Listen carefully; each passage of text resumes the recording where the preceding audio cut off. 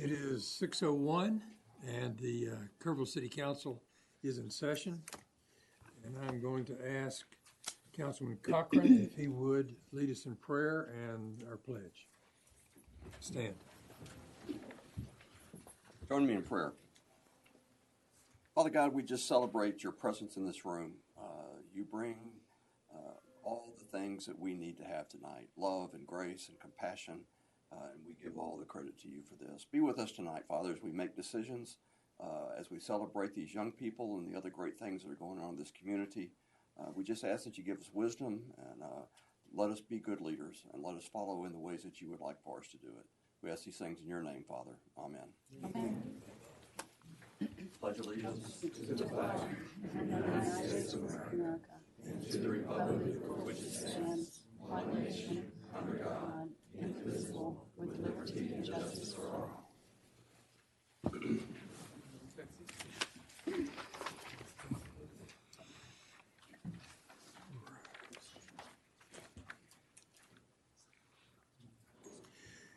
If you will remember as we meet to sign up to speak to an issue with the city secretary over here to my right, or if you've signed up outside, no one will be recognized unless they fill out a speaker form before a particular item is called or read. And everyone is to address us from the podium here and give us your address as well. Okay, announcements of community interest. Thank you, Mayor. Let me say thank you to everybody for coming out on this cold night. I feel like this is a night of youth. We have a lot of young people here, and really looking forward to celebrating some pretty major accomplishments from them. We'll get into that in a little while, but I want to ask you guys, and probably everybody in the room, what were you doing at 1 o'clock last night? I was home sleeping, and I just want to say that I really appreciated that this morning when I woke up, because when I came into work, the streets were nice and clear, and the bridges and overpasses had been salted. And I think we need to give a big round to our streets department, because while we were all snoozing last night, they were out taking care of those roads and making sure that we would be safe coming in. And I just want to say to Stuart Barron over there, who's representing him, great job by your group. Appreciate it.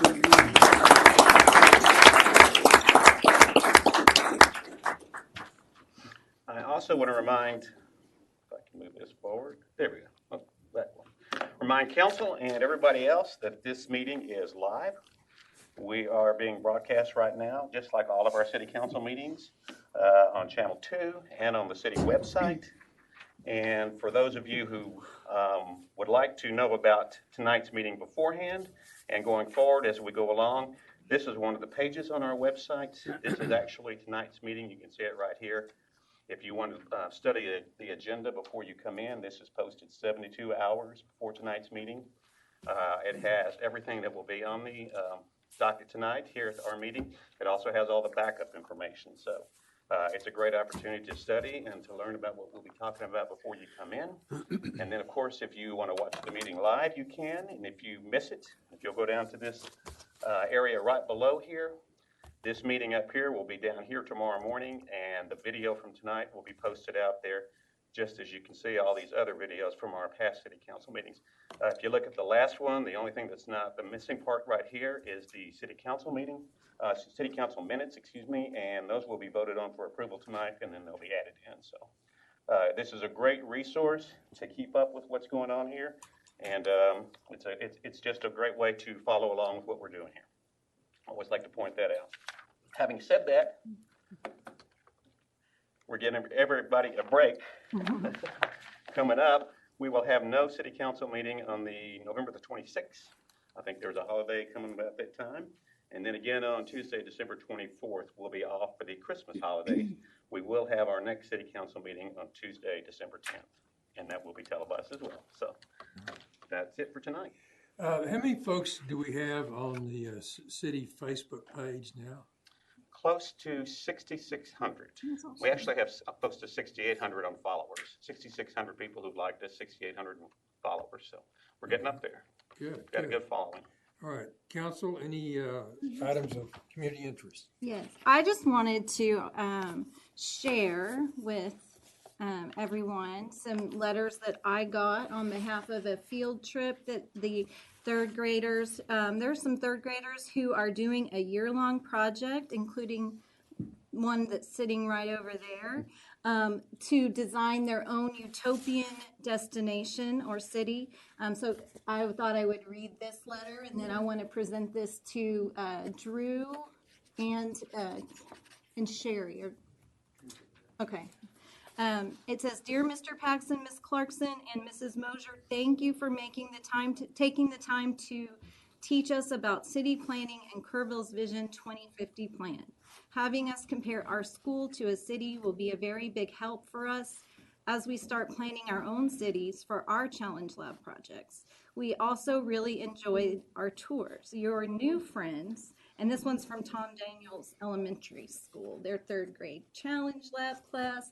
There's also one from all of the schools, and this one is from Nimitz, one from Starkey, and then a big one from Tally. So I thought that would be fun to put up in development services or somewhere that y'all could enjoy that. So just a thank you from those kids, and something just nice to have. So Can't wait to see what they come up with. No, I know, that's great. Okay, we come now to the Visitors Citizens Forum. And prior to speaking, you must fill out a speaker form and give it to the city secretary over here to my right. And the city council may not discuss or take any action on any item in this part of the agenda, but may place the issue on a future agenda. And each speaker is limited to 4 minutes. So, do we have some speakers lined up tonight? No, sir, no citizen speakers have turned in All right, a okay. form. Now we come to one of my favorite parts of the agenda, and that is presentations. And I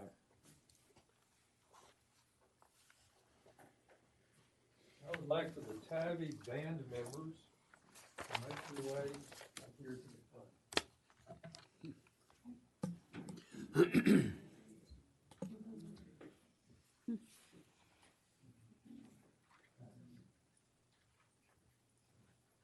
They brought their instruments. Should have marched in. Tell you what, I'm gonna come between you right here, okay? We'll just spread out a little bit more. Now, let me read this proclamation. City of Kerrville Certificate of Recognition is hereby presented to the 2019-2020 Tybee High School Marching Band on competing in the University Interscholastic League State 5A Marching Band Championships. This certificate of recognition is being presented to the 2019-2020 Tybee High School Marching Band.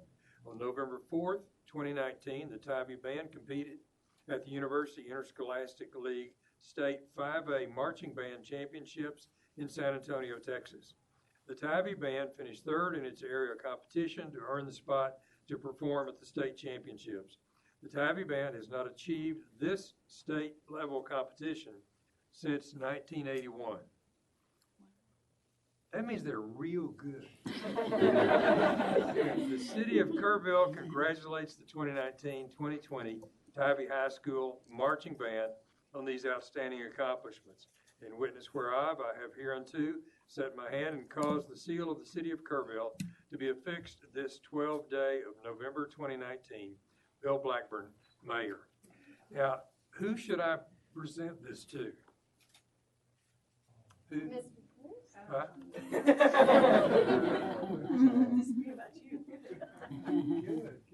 Good. We appreciate it. What I want you to do is just give your name and what instrument you play, or that kind of thing. Okay. I'm Polly. I'm a mallet percussionist. Okay. One other thing. How are you classified? Are you senior? I'm a junior. I'm Jonathan. I'm a junior, and I play trumpet. I'm Jamie. I'm a junior, and I play the snare drum. I'm Jaden. I'm a senior, and I play trumpet. I'm Brooke. I'm a sophomore, and I play bassoon. I'm Ashlyn. I'm also a sophomore, and I play saxophone. I'm Nana. I'm a sophomore, and I play saxophone. I'm Katie. I'm a junior, and I play saxophone. I'm Jake. I'm a senior, and I play saxophone. I'm Reagan. I'm a sophomore, and I play the trombone. I'm Desiree, I play French horn, and I'm a senior. I'm Gabby, I'm a junior and I play flute. I'm Samantha, I'm a junior and I play flute. All right, good, good. Did you get a picture of the award? Okay, all right. Try to get all of them as one. Yeah, get it, all of it, yeah. Okay. All right. Y'all are gonna have to get closer together. Okay, yeah, look at Bonnie. Like, you really like each other. They all look Right. great. I think you're gonna have these squeeze in. Yeah. Okay. We get to see Y'all- most of it back here. Oh, don't.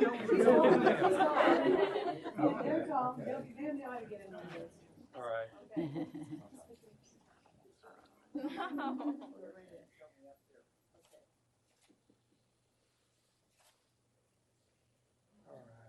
Good, good. And I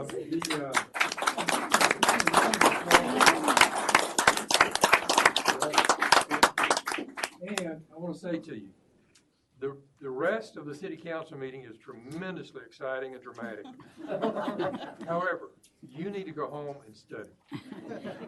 Thank you for being Thank here. y'all. Thank y'all so much. Yes, thank you. Congratulations. Way to recognize them. Thank you. All that hard work paid off.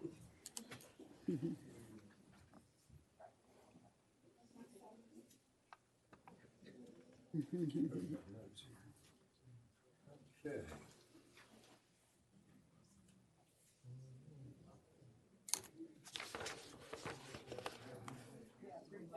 And I have up here the folks from CAPA.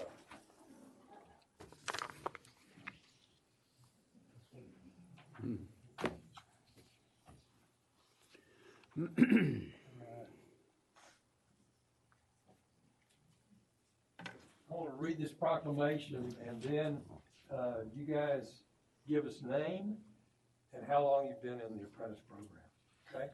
All right. City of Kerrville Proclamation, whereas the City of Kerrville recognizes a successful economic future demands flexible workforce training and credentials beyond secondary education that can be modified to accommodate changing economic and business needs.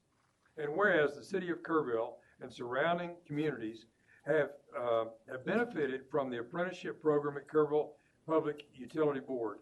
This program has been in place over a decade and provided training for 28 apprentice line workers. The graduates of this program play a key role in KPUB's mission of providing safe, reliable, and cost-effective electric service to our community.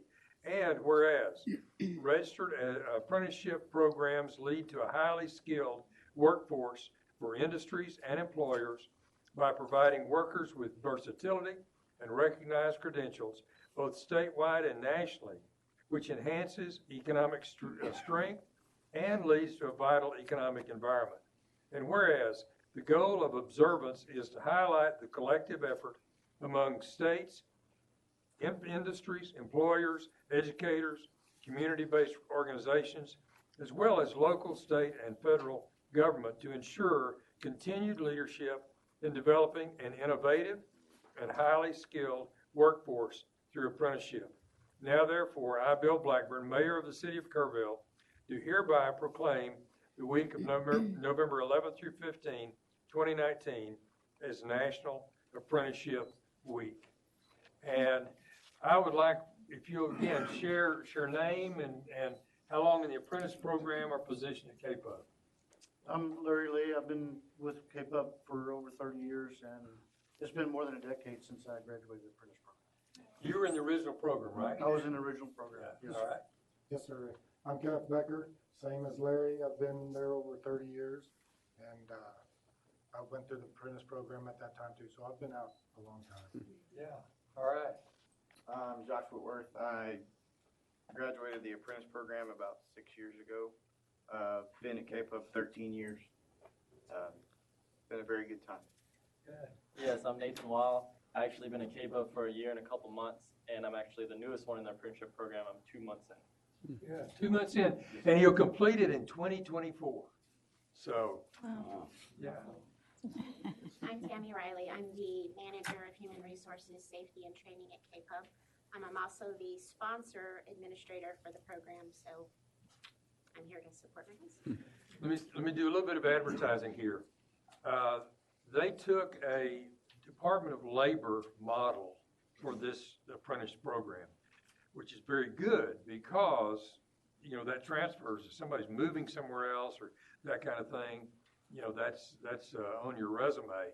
But it's a very, very good program.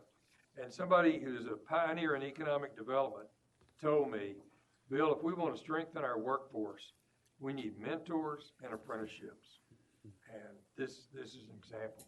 Okay. Present this to you. Can I present it to you? Doesn't work. All right, okay. There you go. All right. Huh? Oh, scoot in a little bit.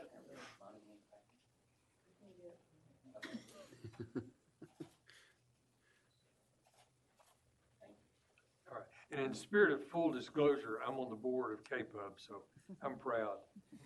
Thank you.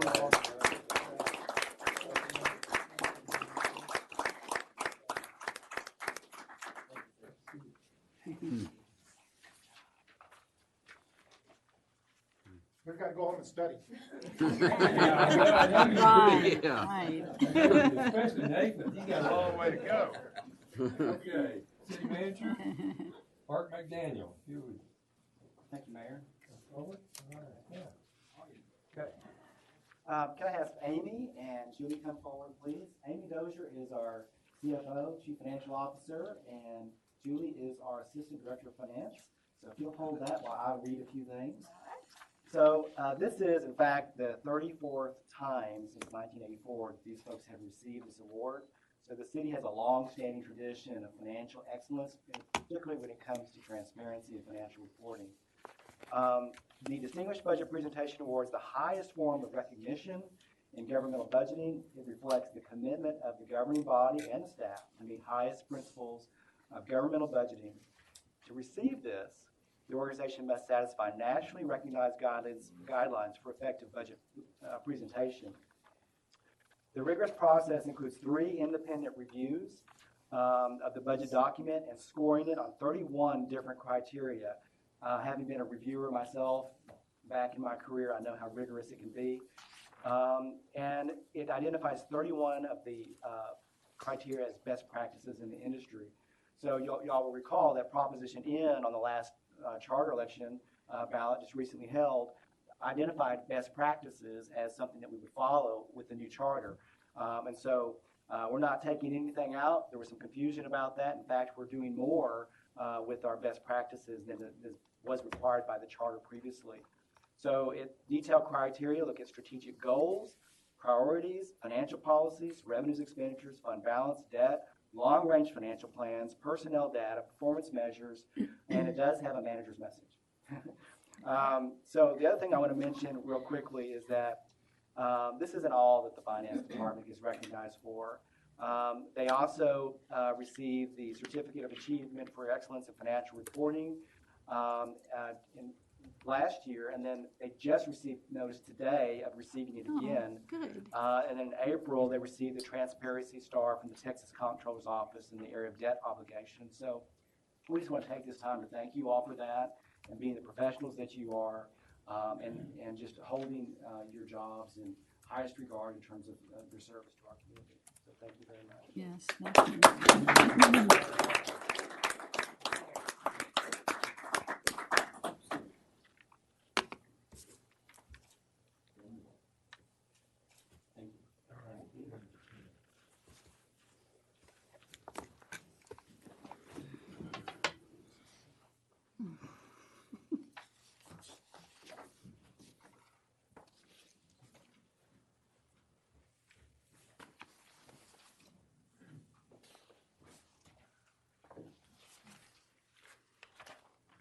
Okay, we now come to the consent agenda. Ms. McElhannon? The consent agenda consists of 4A, Resolution Number 48-2019, a resolution casting votes of the City of Kerrville, Texas for Kerr Central Appraisal District Board of Directors for the 2020-2021 term.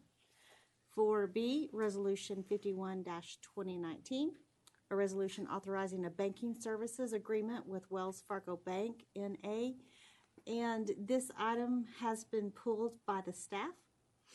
4C, project funding agreement between the City of Kerrville, Texas Economic Improvement Corporation and the City of Kerrville, Texas for site, building, and infrastructure improvements for business enterprises at the Kerr County Airport. 4D, authorize the Kerr County Joint Airport Board to amend its 2020 fiscal year budget as presented, thereby increasing the amount of its budget for said fiscal year. 4E, purchase of one Type 1 ambulance from Mack Hayek Dodge Chrysler Jeep at a price not to exceed $228,025.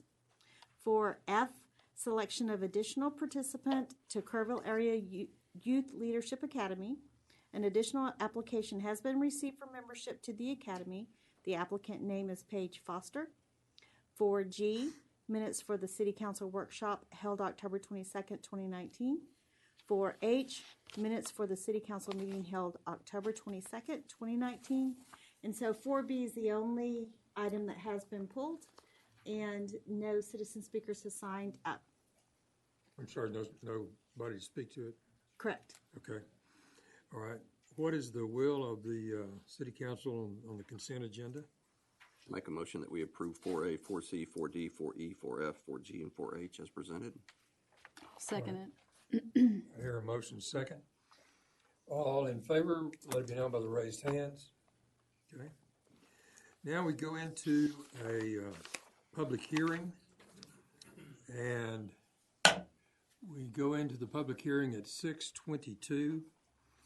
I will say that if you want to speak to one of these two items in the public hearing, you don't have to have signed up previously with the city secretary. All right, Ms. McLennan?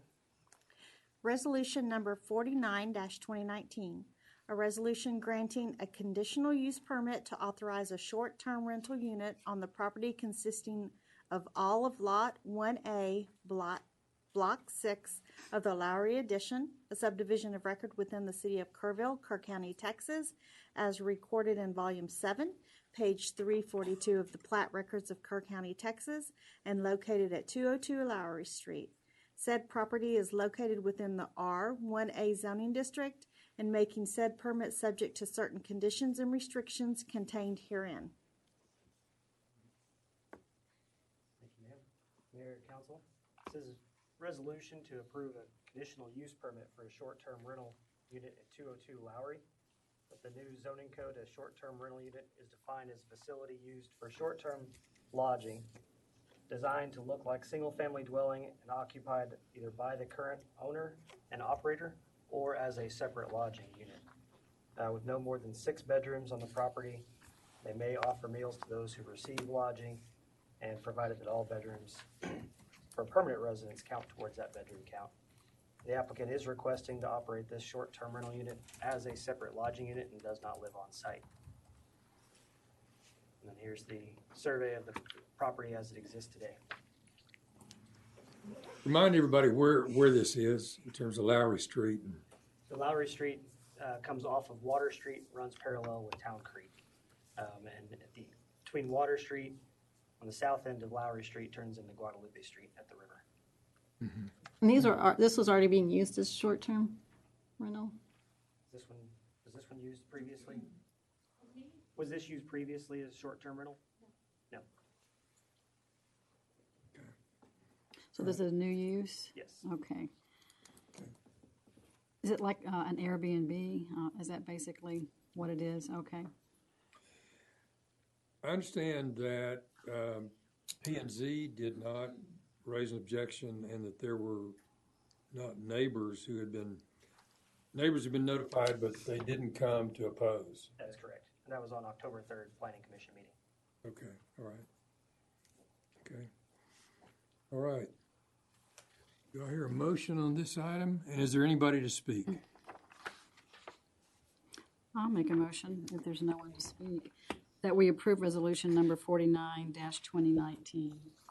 I'll second. All right. All in favor, let it be known by the raised hand, and it is 4-0. Okay, now the 5B,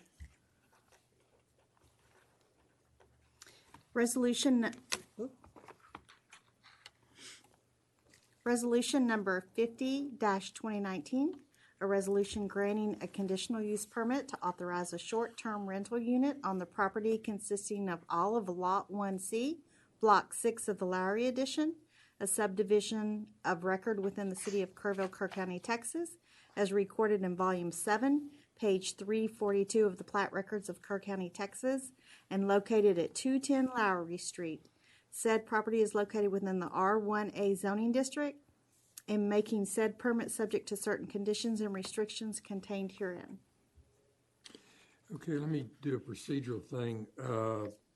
City Attorney, I didn't gavel this in as a public hearing since we'd already gaveled. You can do it now. Yeah, Huh? sure. You can do it now or after Mr. Paxton's Okay, all right. presentation. Okay, tell us about it. This is at 210 Lowry. It's also a short-term rental unit. Applicant does not live on the site. Planning and Zoning Commission reviewed this one on October 3rd as well. There were no speakers in opposition. And here is the survey of the site as it exists today. All right, okay. Do we have anyone in the public to speak to this? Okay, council?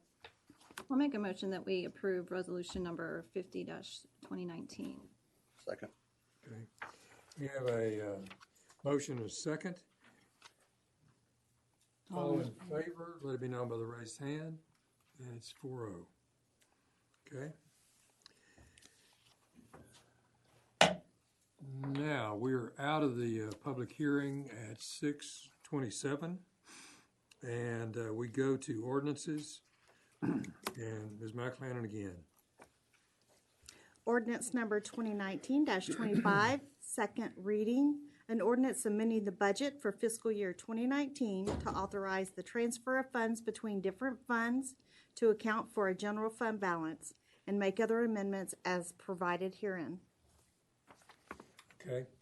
Since this is second reading, I'm assuming you don't have a presentation? I do not. There have been no changes since first reading, but I'm happy to answer any questions. Okay, no changes since first reading. But you're available for questions? Correct. Okay. Anybody signed up to speak to this? No, sir. Okay. All right. Thank you. Okay. Again, we've dealt with this previously. What's your desire on this matter? I'll make a motion that we approve ordinance number 2019-25 on second reading. Do I have the right number? Yeah. Okay, we got a motion second. All in favor, if you'd let it be known by the raised hands, 4-0. Financial update for the, there you are again. Okay, for the month ended September 30. All right. Good evening. So we are looking at the actual year ended September 30th. As you know, our fiscal year ended September 30th. I gave y'all a preview last month of how things were looking, but it does take us a little while, and we have some adjusting entries at the end of the year. So I wanted to give you a more final view of how we ended the year tonight. I'm going to start with the general fund. And on the general fund, we ended the year with revenue of $28.7 million and expenditures of $28.7 million. So revenues exceeded expenditures by $2,963. Our revenues were better than budget, and our expenditures were slightly lower than budget. So all good news there. A little bit more detail on the general fund revenues. In particular, sales tax finished the year really strong. So sales tax finished the year $248,000 better than budget and up 5.8% compared to fiscal year 2018. So very strong. We saw increases in food services, construction, manufacturing, and retail, which are all important drivers of the total sales tax. That also means that we're in good shape moving forward. So obviously this rolls into our fund balance. It helps our 5-year forecast that you'll see in our budget book coming out shortly. It also means that our 2020 budget for sales tax, we only need to increase sales tax 2.4% because we came in higher than expected for fiscal year 19. So all good news there. Also wanted to point out that recreation revenue was particularly strong. They ended the year $81,000 better than budget on recreation revenue, and in particular, Kerrville Shriner Park. If you look at just Kerrville Shriner Park and their revenues and then the expenses for that department, their revenues exceeded expenses by $142,000 for the year, so really impressive there. Moving on to the general fund expenditures. So expenditures ended the year $39,000 lower than what the budget was, so real close. And that does include what y'all just voted on. So it does include those year-end transfers related to street maintenance, pool replastering, and airport projects. Moving on to the water fund. Not quite as bad as what we were looking at last month, so that's good. Just looking at the operating expenses, water fund ended the year with an operating loss of $369,000. So that's better than anticipated last month. It does include some year-end adjustments where we look at what's billed in October but relates to water consumption in September, so that helped us some. On the revenue side, our water consumption for the year was down 15% due to all the rainfall. And so we ended the year significantly lower on water sales and then also on sewer sales that's based on water consumption. Luckily on the expense side, we were able to make up a little bit of ground. So we ended the year $527,000 lower than budget or better than budget on the expense side. So that helped our net loss be not quite as big as it otherwise would have been. We had some salary savings in our water distribution department. We also had lower than anticipated chemical and maintenance costs and a $100,000 transfer to our asset replacement fund that we've talked about previously. We did not make given where we were ending the year on water sales. Moving on to other funds, the Development Services Fund. The Development Services Fund ended the year with $1.4 million in revenue and $1.2 million in expenditures, so $117,000 in the black. And that's primarily due to a timing issue, mostly related to the new middle school. We anticipated that some of the fees for that building project would happen in October, but we actually received them in September. So, just a month off on the timing. But what that means is our 2020 revenue budget, if we don't make our 2020 revenue budget, it would be due to this timing issue with the money being received in September instead of October. But because Development Services is broken out into its own fund, we can use this ending fund balance and draw that down some if it becomes an issue in 2020 with those revenues coming in a month earlier than we had anticipated. The Golf Fund ended the year with a $46,000 operating loss. And just a reminder that in 2020, we're restructuring staff over there.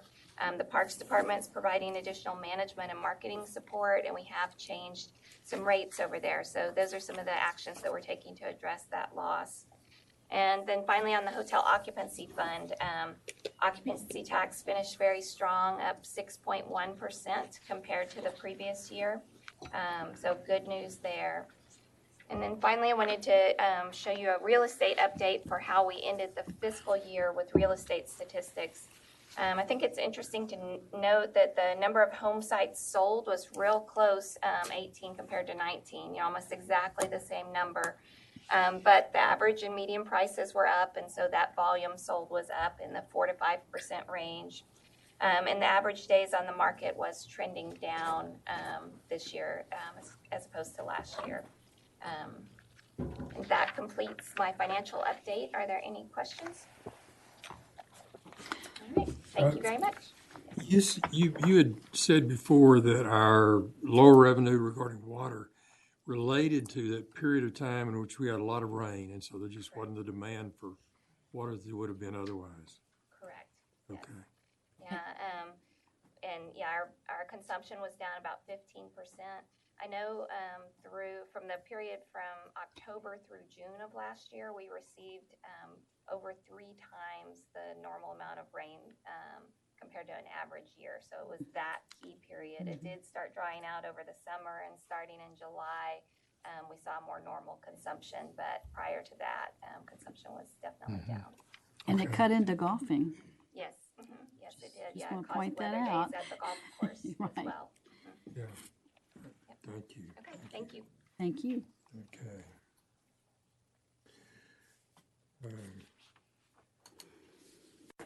Any questions or comments on that update? Okay. All right. The Pavement Management Plan, 8A, Ms. McLennan?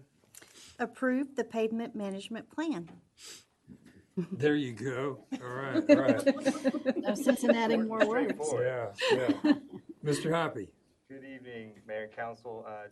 As you recall, we went through quite a bit of this material with you in workshop open to the public on October 8th, but we'll just quickly go through this because we've got a critical action item related to the design engineering contracts that have kind of played out as you gave us direction at that time frame.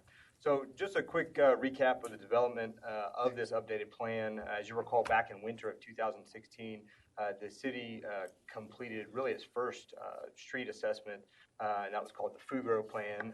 Fugro was the company that had the automated truck, basically, with all kinds of sensors that ran up and down every city-owned road and had a, for the first time, really a very objective view of what the street conditions were at that precise moment in time. Since then, a plan was developed, a maintenance strategy was employed over the last roughly 4 years, from 2016 to now, and we've completed over 128 lane miles of maintenance, various techniques throughout the community, and raised our PCI, and we'll talk about that in a little bit. So we felt like it was a good time to go ahead and run that again.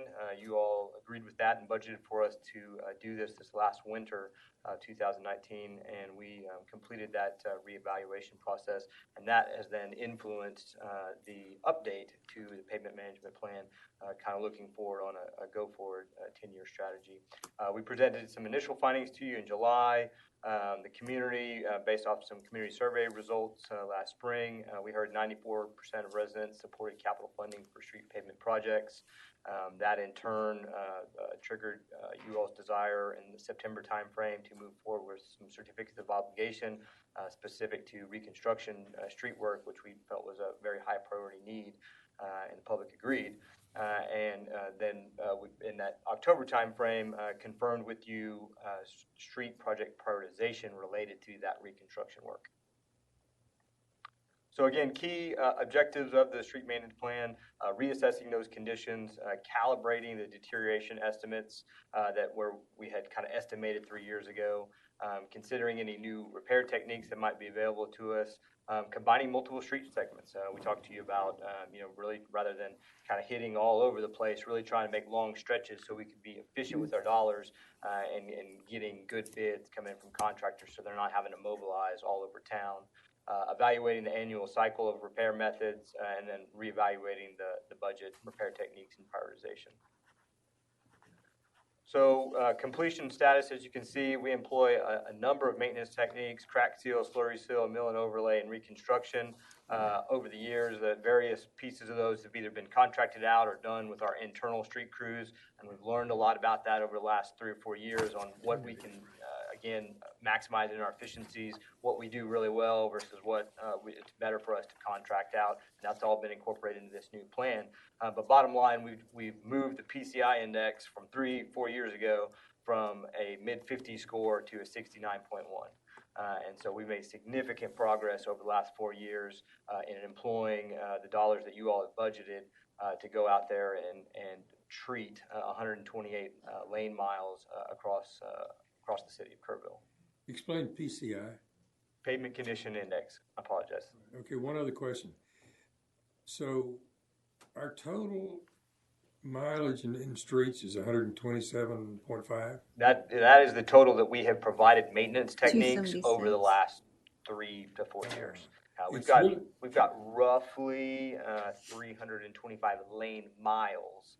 Lane miles are a little bit different than actual mileage. The mileage is about 224, but some of those are really wide, some of those are really narrow. And so gotcha. the lane mile is about 325. Okay. So about a third. We've covered about a third in the last 3 years. Yeah. So been very aggressive. Good.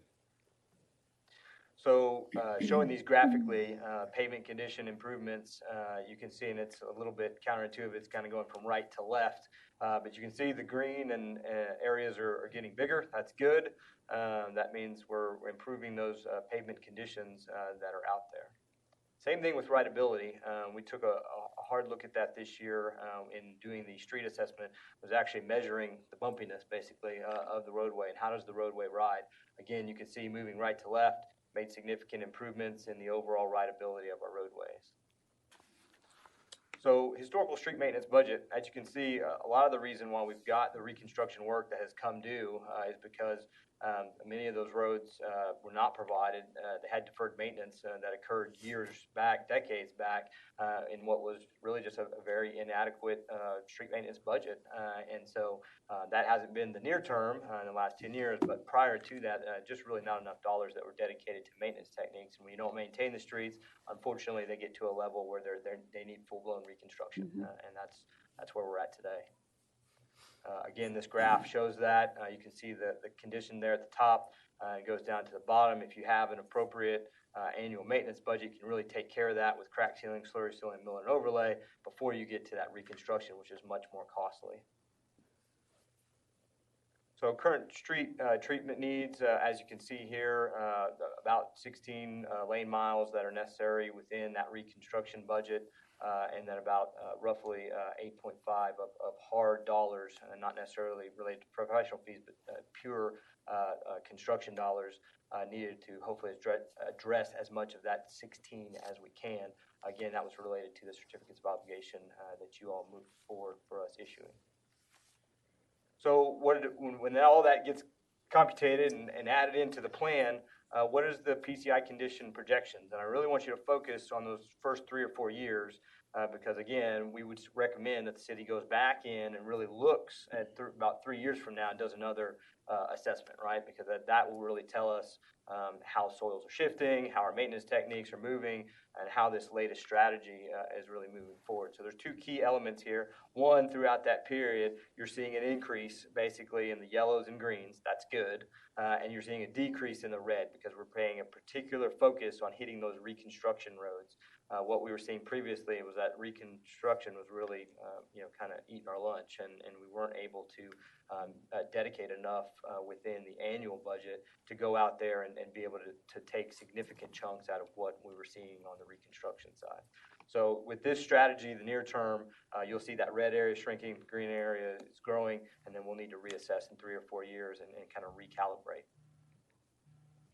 So again, budget PCI scenario, you look and you see that that index there, that do nothing strategy, basically it just continues to drop back down to that PCI that we saw back in the 50s.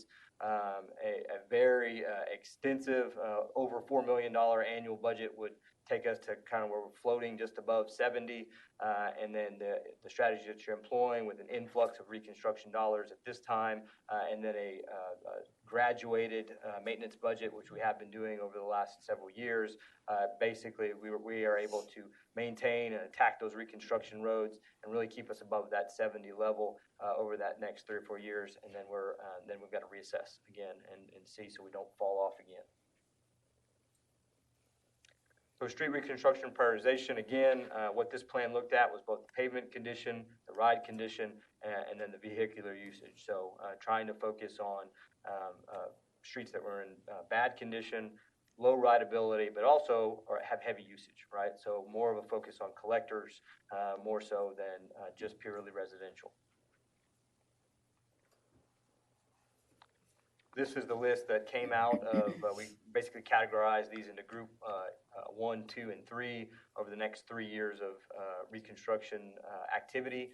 As you can see, they're listed here, probably a little bit more easily to see graphically across the community as those were prioritized into group 1. And these would all be streets that we would anticipate that would be activity to occur hopefully as early as next spring. Again, item 8B is the design engineering contract that would go ahead and move forward to do the work so we could get that out to bid and be ready to maximize this next paving season coming up here over the spring and summer timeframe. This is all of the proposed street reconstruction roads. Again, you can see basically that Group 1, Group 2, and Group 3. Our hope is that we actually would be able to combine Group 2 and Group 3 for a number of reasons. Some of those elements were prioritized into Group 2 and 3. They may have utility projects, for instance, the Lois Street drainage. So Lois Street went into Group 2 because we need to go out there and do some drainage work and some utility work before we go pay the street. Otherwise, you're going to tear up your brand new street. So there's a number of reasons, utility conflicts, perhaps private development conflicts for why those Group 2 and Group 3 streets got prioritized the way they are. In addition, there are several streets that are kind of on the periphery of the city of Kerrville boundary, Bear Creek Road, Camp Meeting Road, Wagaman, that are predominantly used by county residents that are outside of the city. And so there will be conversations that will need to be had about funding partnerships potentially with the county on some of those roadways. And so that's why, again, those were prioritized into a Group 3 type setting for us to be able to have those discussions. Just wanted to show, again, reconstruction is not the only thing we're doing out there. Those will predominantly be pushed out to the private sector. We'll fund it, they'll build it, and we will focus most of our attention on mill and overlay with our internal crews. We feel like that will maximize our usage of our crews and really be able to go out there and attack the mill and overlay streets to keep those green, light green, and yellow areas from diminishing in the future. And then, of course, slurry seal is a very critical aspect, and it's really slurry/crack seal, critical aspect of our maintenance technique to keep those greens up in the high area before they start dipping into the yellows and reds. So again, next steps is adopting the street maintenance plan tonight and awarding the design scope for reconstruction for priority Group 1 tonight. That is 8A and 8B. Sequentially, and then we'll go out there, we'll get that design work done and start letting projects so we can start doing reconstruction as early as this spring. Be happy to answer any questions you may have. Okay. Let me say that when I saw that the amount of miles you had listed, I'm walking the city a mile and a half and 2 miles at a time. Okay. I saw that, I said, well, you know, I'm done. But at 224, I got 44 miles to go. So. There you go. There you go. All right. Very Okay. You just have to find them. Yeah. Council, questions, observations? Just comment, just really good work. When we were out talking during the campaign trail this year, this was one of the #1 topics that kept coming up is what are you going to do about the streets? And it's just exciting to see the city taking that action to do something. You know, and as exciting this is, as I look at that street management report, I think we're going to have to continue to do more. I know there's new techniques coming out, new materials coming out, but what the development report says, we should be spending about $4.25 million a year, and we're at what, 1.4? It's 1.75 for this year, and then the influx of the CO dollars. So it's a huge step. We've made incredible progress, but it's not a job that we're finished with. We've got to keep working on it and keep trying to find ways to do better with the money that we have and put as much money toward it as we can. Yes, sir.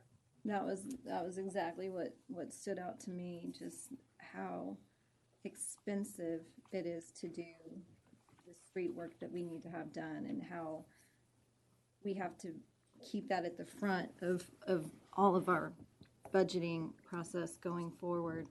And one comment for the public in our summary, which you can see, if you want to know what's happening on your street, there is a projection and a plan.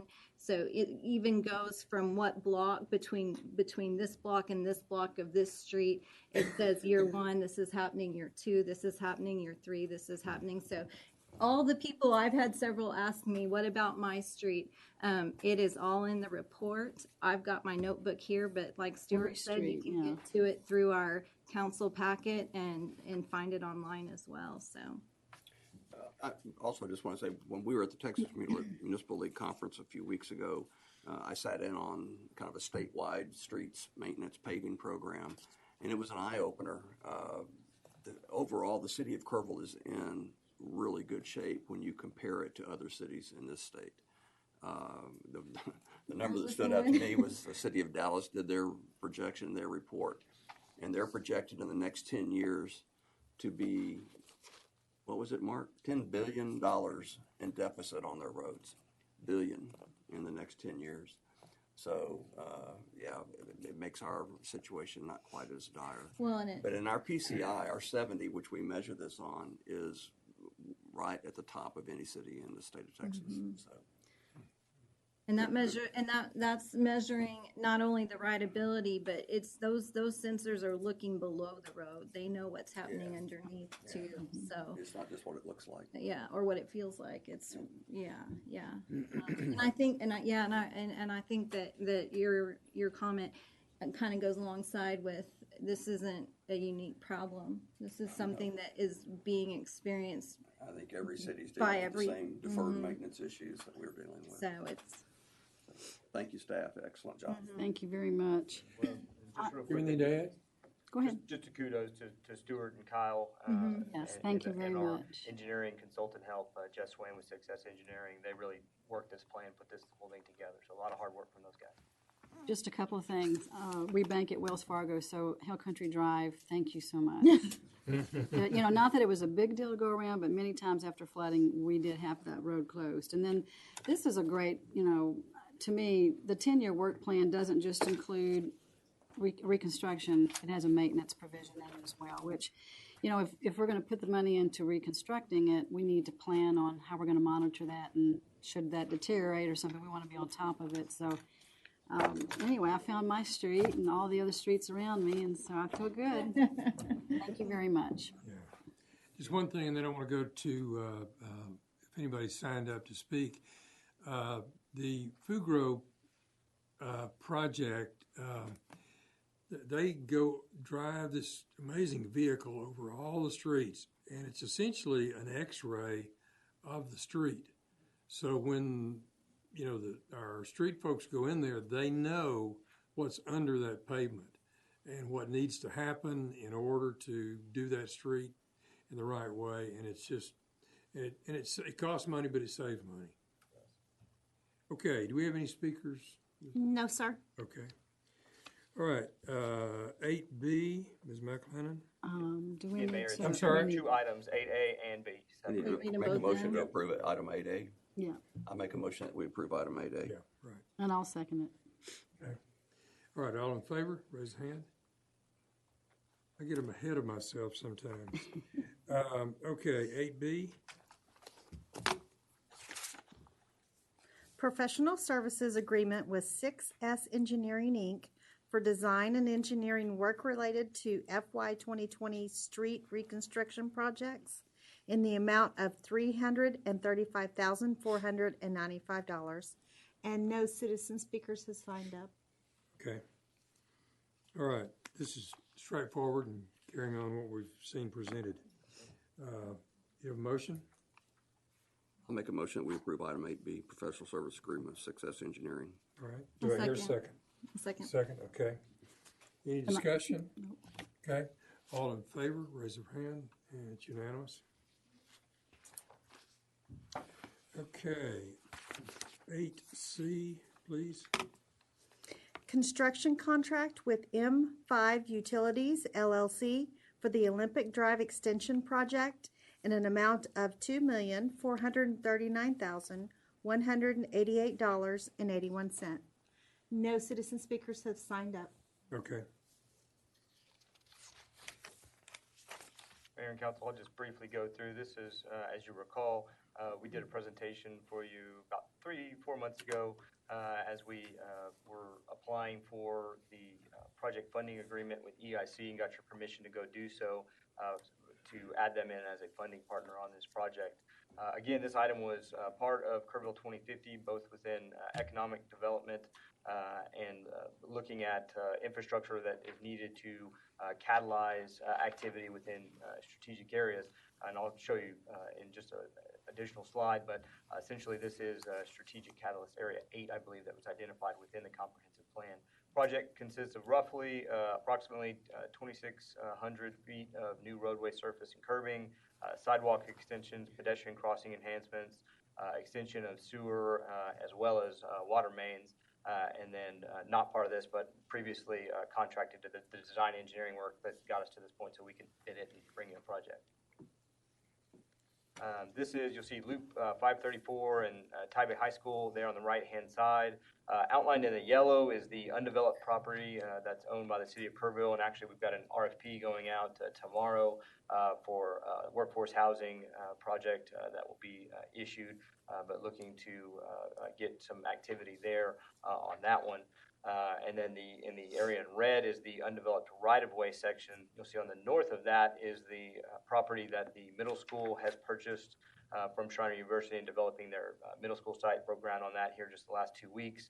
And then just to the left of that, the Shriner University property wraps around that middle school site, basically fills out the rest of that multi-hundred acre vacant area around the middle school along the loop. So really looking at, again, this whole area was identified within the comprehensive plan, Strategic Catalyst Area 8, and this extension of infrastructure was identified as a key element to help catalyze any activity within that key area for the community. This is the Master Transportation Plan that, again, was adopted through Kerrville 2050 Comprehensive Plan. This was an extension that was identified within that Master Transportation Plan. This is just a rough diagram of the roadway, again, that extends from the terminus point of Olympic right now, carries it on to 534. There will also be a sidewalk/trail section that connects mostly along the southern side until it gets to the portion of basically parallel across from the middle school campus where there will be a driveway there. We felt like that would be the safest crossing point. Of course, there will be pedestrian enhancements that actually do occur at the intersection as well. Those are scoped within this project we heard you loud and clear when we talked with you last time before we went to EIC about making sure we had extensive pedestrian safety. We do have 3 schools that will be within this corridor, and in fact the entire corridor will be a school zone across there, of course, when school's in session. We've got the elementary there at Olympic and St. Wind, middle school, and then the high school. And so we do anticipate extensive pedestrian use across here, and that's been developed into these plans. Funding partnerships, again, total project cost estimated to be approximately $2.6 million. EIC funding component of that is $1,050,000. The KSD partnership is approximately $1.5 million. That is based off of a percentage of 50% of the road cost, 80% of the water and sewer cost. And it's approximate because it will depend on where the project shakes out in totality at the end. We'll do a square up there. And then water sewer fund, there may be a piece of that related to system looping that will kind of make up that balance. We are looking at various cost-saving options, and actually one of those is within the recommendations to you tonight, the alternate bid that helps us save just a little bit. There was a component there of utilizing black base versus flexible base, saves us approximately $60,000, and so we do recommend that you award the bid with the alternate. But there are several other pieces that we are looking. We've sat down with KISD and we're looking through various cost-saving measures. TxDOT is planning to repave the loop in the near term, and so there's not a lot of sense in paving that if they're going to go pave it in the near term and do some striping. So we'll stripe it to make sure we're safe and then let them go in and do bigger paving work here hopefully very soon. So we're looking at the quantities related to some cement stabilization, cement stabilized base, making sure that that's keyed up, some drainage infrastructure types and quantities that we want to clarify with the contractor. And then we have, as you recall, applied for TxDOT Safe Routes to School pedestrian improvements. And so if that is a competitive statewide grant, we should know in December whether that is moving forward or not. But that could be a component that we then are able to back out of this bid because TxDOT will take that out on this project. So as always, looking for project savings anywhere we can. But we got to go out there and get a contract let and start moving forward, and then we'll potentially bring those back to you if they meet the thresholds. All right. Council, you have questions, comments? All right. Do we have any speakers for this item? No, sir. Okay. All right. What is your pleasure on the Olympic Drive extension? I'll make a motion that we authorize the city manager to enter an agreement. All right. Okay. Do I hear a second? Second. Okay. All right. All in favor, let it be known by the raised hand. Okay. Thank you. Now, the item 8D. Master Equity Lease Agreement for the lease of city vehicles with the full maintenance agreement for fleet management services with Enterprise Fleet Management Program. No citizen speakers have signed up. All right. Mr. Garcia. Good to speak to you all again this afternoon. So we presented this to you before during the budget process, in which we talked about the enterprise program, but I just kind of want to highlight the highlights of this potential program. It is an agreement that we would go into with Enterprise Fleet Management. They manage over 550,000 fleet vehicles nationwide, and some of the cities that are near us that use this program are the city of Fredericksburg, Gillespie County, the city of San Marcos. And then it is an open-end lease agreement, no early terminations, the mileage or abnormal wear and tear penalties. One of the great things about this program is that we receive all net equity from sales of disposal of these vehicles. So that is our money. And one of the cool things about this is that we identified 72 vehicles that could participate in this program. However, what we're doing is more of a pilot program to test it to see if this really fits us. So with that pilot program, we're actually going to replace 5 vehicles at this time. And so those 5 vehicles are going to be 3 vehicles from the Parks Department, 1 from the garage, and 1 from Water Reclamation. So those are all vehicles that we're going to replace at this time. One of the cool things about this learning as we were going through and studying this process is that on average, we're only averaging about 5,000 miles per vehicle. Excluding the PD and the fire vehicles. So on average, we're about 9 years old. And so when you look at overall, when you look at how it's going to improve the city, we're looking at 51% of the vehicles that are over 10 years old, 3 vehicles that predate airbag standardization, 29 vehicles that predate anti-lock brake standardization, and then 51 vehicles that predate electronic stability control standardizations. Part of the program, the advantages, we get better fuel economy. We also improve our maintenance costs because we have newer vehicles. We're not responsible for the items going to be under warranty. So all we're really doing is tires and oil changes. And one of the benefits of this program is that Enterprise has entered in contracts with various groups within the city. So we could take the vehicle to, like, say, a quick lube or whatever and get the oil change there. Versus taking it to the garage and sometimes having to wait because the police vehicles or the fire vehicles take a little bit of priority. And so that helps us tremendously. And it also gives us, from a garage standpoint, the flexibility to concentrate more on our heavy-duty / emergency vehicles as well. So again, this is a pilot program that we're wishing to enter. Highly recommend it. All right. Council, do you have any questions? One thing, do you have an amount to present to us tonight? It's 140,000. We're talking about 28,000 per year for those 5 vehicles. Okay, all right. So from what you said, when we complete that lease, then the company will help sell that vehicle? Yes. Okay. Yes, they will use their network to market it out besides just our local area, but it can go out to nationwide as well. Yeah, okay. It seemed like that would be a savings. It's going to be because we get to collect all that money if we so choose to and roll it into another vehicle if we so choose. Yeah, okay. Questions, comments? I think we've got to find out. Pretty if it's straightforward. It's cost savings we think it's going to be. So Right. we should know within 2 or 3 years if it's actually going to pay off or not. Absolutely, and that's why we want a pilot program. No, I think it's worth looking at. Yeah, okay. All right, do I hear a motion? I'll make a motion that we authorize the city manager to enter into this agreement. Okay. Second. Got a second? All in favor, let it be known by the raised hands, and it is unanimous. Okay, 9A, Appointments to the Senior Services Advisory Board. all right. Are there any questions on this motion, how this works? We will, as I understand it, if we approve, we would nominate Judy Eichner. And then, I think this is. No, that was on consent. oh, you're right, Senior Services, okay. So we've got two that have, we've got 3 that have applied. We have 2 that would bring us to our limit, our number of people.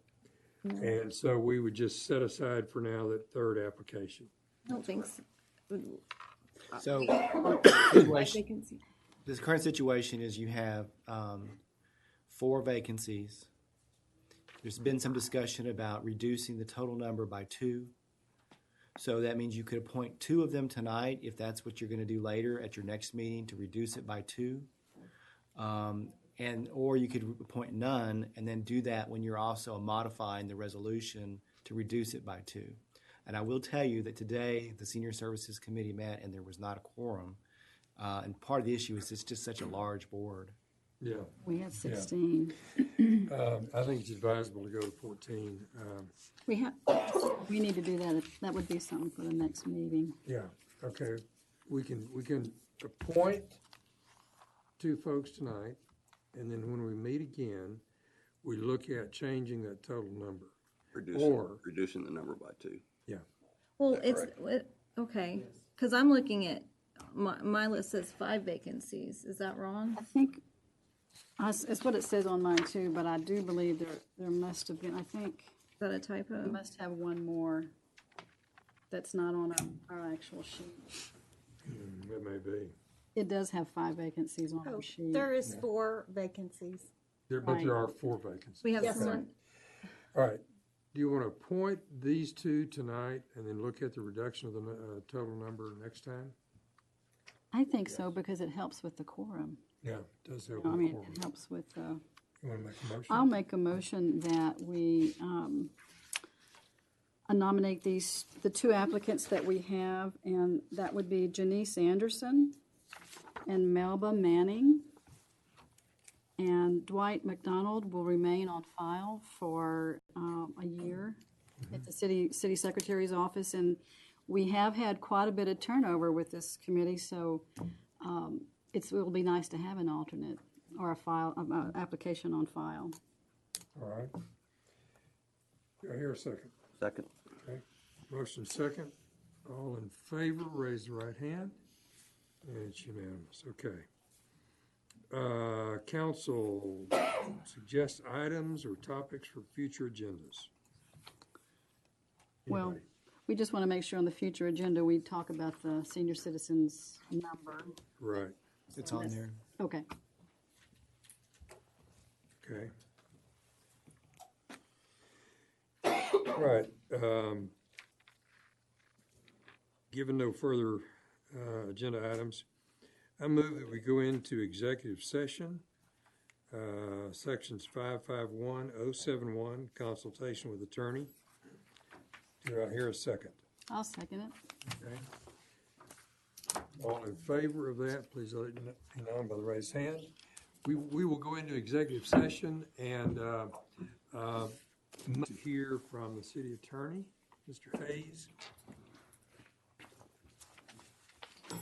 Thanks, Council.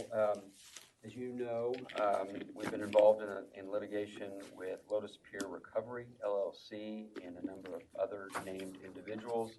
I'm here to report that we have before you tonight a full and final settlement agreement and mutual release That is to say that this agreement, should you also choose to enter into it, will basically release both sides. And following an agreement and signatures, they will discharge the petition from, or the complaint from the district court in San Antonio. This was filed in federal district court, and so they will file to dismiss the case in all respects.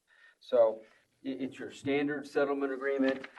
The only thing I would point out to you all that is unique to it, that the plaintiff agrees following execution, agrees not to open up another facility within the city of Kerrville for 3 years, either directly or indirectly through some sort of entity. So all that being said, I agree. I recommend that you all approve the settlement agreement tonight. Do we have a motion to that effect? Yes, I'll move that we authorize the mayor to execute the full and final settlement agreement and mutual release regarding lawsuit filed against city by Lotus Pier Recovery LLC, etc. I'll second that motion. All right, okay. All in favor? We got a motion second. All in favor, raise a hand. Okay, thank you. Thank you. And City Council is adjourned at 7:22. Thank you, Mayor. That's the record.